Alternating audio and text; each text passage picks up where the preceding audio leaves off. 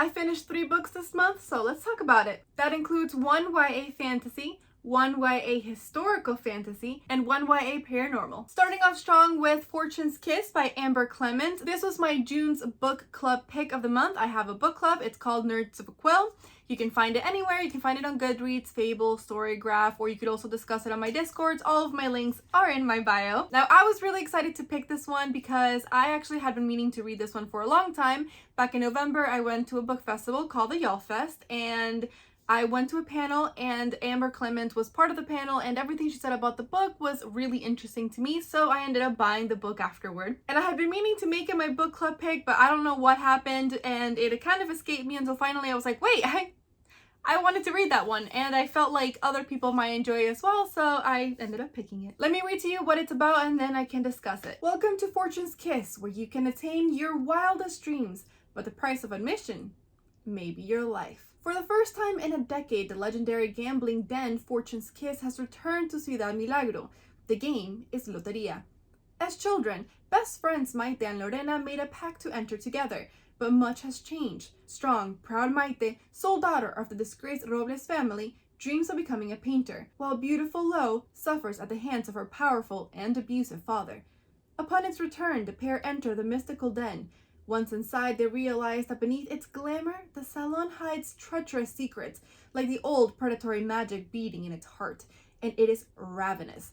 Round after round, the girls scheme, lie, flirt, whatever's necessary to win. But when bodies pile up, all bets and friendships are off as each girl learns exactly how far she'll go to ensure she leaves victorious.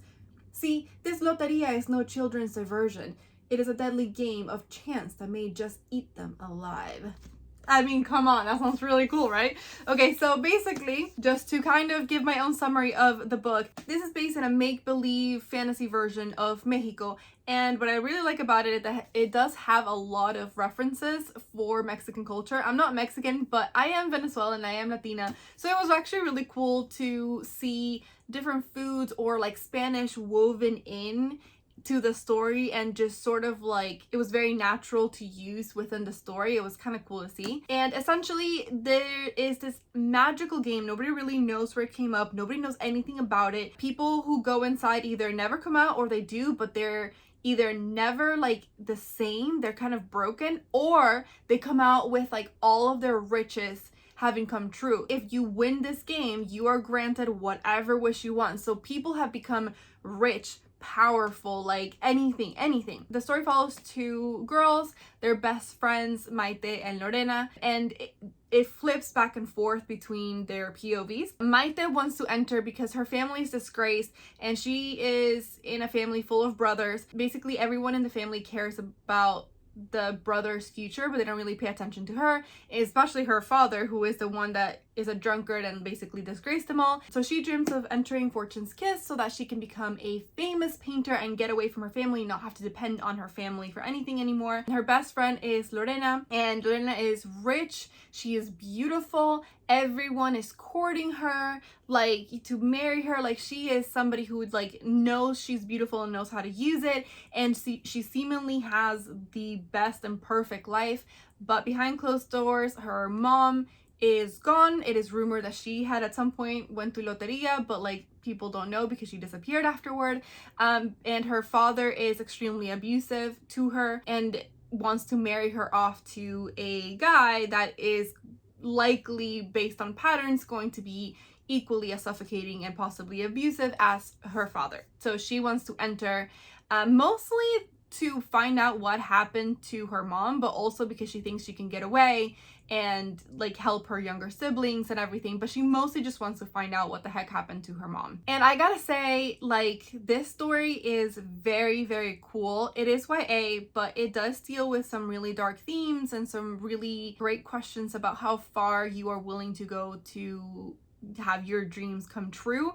And it's really fun to see as the game continues how they react to the darkness of the game and the magic of the game and things that are happening, the decisions they have to make, how that's shaping them. And again, they do it for the best intentions, but like how does that warp as the games go on, and who keeps their humanity and who gets corrupted. There's a group of people that get chosen at a time, and so you get to see the other people. Why are they there?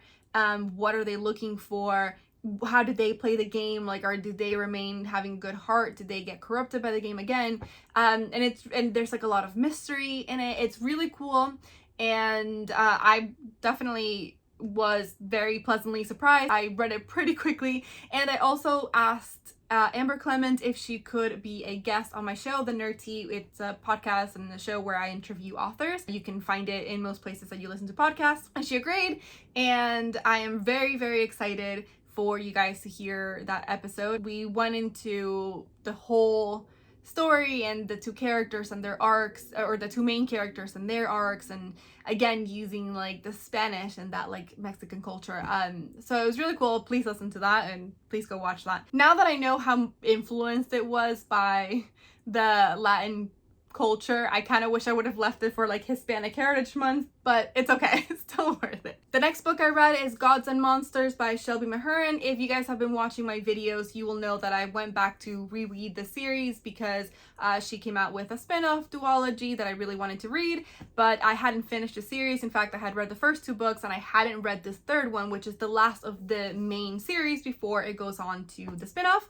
So finally read the third one of the series, and so I'm very excited about it. I'm gonna tell you a little bit of what the series is overall because I don't like to give spoilers, so I won't tell you exactly what happens in this book, but I will tell you a little bit about the series. Essentially, this is a historical fantasy, and so it is based on like olden France, but in this time period, people know that witches exist and they're not very tolerant of witches. They are basically the root of all evil. The main story follows Lou, who is a witch, and she has a secret past, and she at first was hiding that she was a witch in the first book, mainly because she couldn't have the actual witches find her, and she couldn't have the witch hunters find her either. Through a twist of fate, she ends up marrying the captain of these witch hunters, and they have a journey of basically enemies to lovers. And the story is essentially now evolving to finding out more about Lou's past, and in one hand you're trying to take down this villain, which is in the part of the witches, you know, but at the other hand you're also trying to take down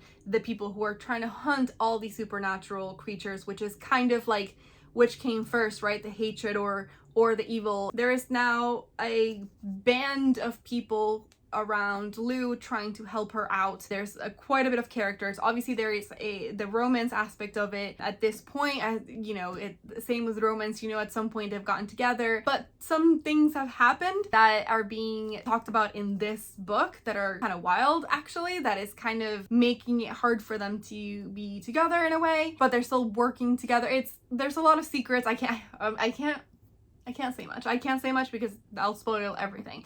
But I will say that it has everything you want in like a adventure fantasy. You know, it has political intrigue, it has judgment, it has a wonderful arc and like inner work for the main character and inner work for the love interest. It is a dual POV, so it does go back and forth between the two of them, so you actually do see their arc. I mean, this is the epic conclusion of like this massive world building fantasy, because even though it's in France, it still feels very magical. I gotta say that I was very, very pleased and very happy with how the whole story finished. I thought it was a great ending. I thought that characters that needed to have their moment had their moment. I thought that the closing of this journey and this like struggle and everything was very, very satisfying.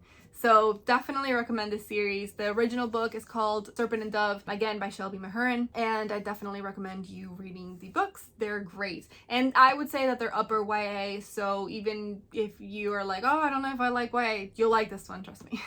Earlier, I had my Kindle to kind of showcase that I read a book digitally, and the book is The Keys of Persephone by Kate Gray Glass. This book I actually got as an ARC originally, so I just got an email basically saying that the book was going to come out and if I wanted to read it. It's already out by this point, so you guys can read it as well, but I went into it very blind essentially. They gave me they did give me a blurb as to kind of what it was about, but I just sort of like didn't expect much. I just kind of said, okay, yeah, sure, let's read this, and why not? Let me read to you what it's about. Lane didn't know what she thought the afterlife would be, but she certainly hadn't expected to be a student of the elite magistrate academy, performing death magic, chasing down ghosts, and protecting afterlife against witches. Shepard may be an unwitch, but she's not going to sit idly by while her sister Addie is missing.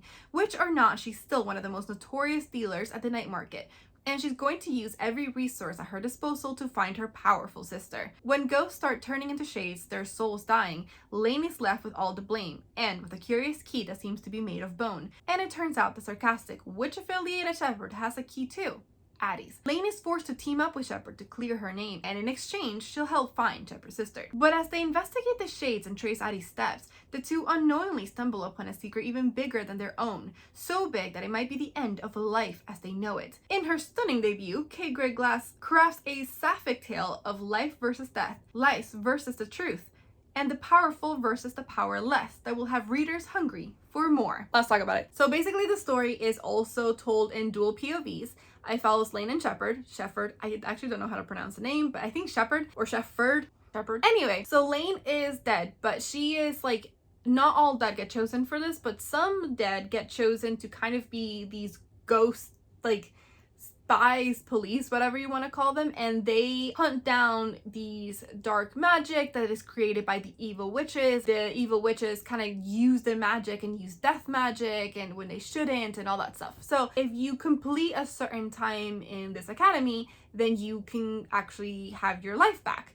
And that's all Lane wants because she doesn't remember anything about her past. None of the people who are in this like afterlife remember anything about who they were. Not even their name. They're just given a name. In one of the missions, something goes wrong. And now she finds herself being blamed for everything and being blamed for like people in this ghost afterlife disappearing and this dark magic with the witches and stuff like that. And so she basically bolts for it and is now trying to find out what actually happened to clear her name. On the other side, we have Shepard, and her sister's missing. Everyone in her family is a witch but her. It skipped her for some odd reason, but she has made herself very useful in other ways with dealing with like magical artifacts and like basically the black market and everything. She is trying to find out what happened to her sister, who again is missing, and in that process she and Lane run into each other, and so they basically team up. They realize that they have like their two things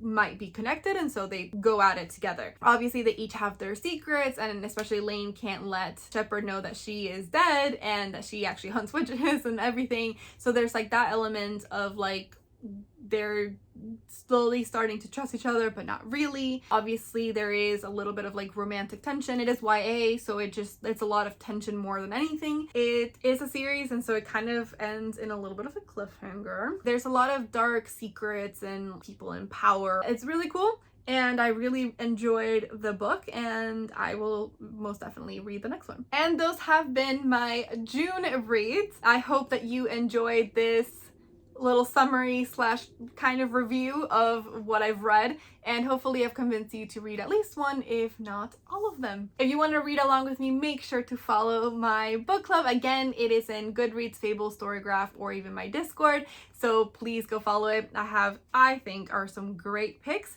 and a lot of times I also let you guys vote. And also make sure to follow my podcast. It's again called The Nerd Tea, where you can listen to your favorite authors talk about their books, their writing, and then just general getting to know then questions. And again, you can follow that basically anywhere that you get your podcasts. Happy reading, and see you on the next page.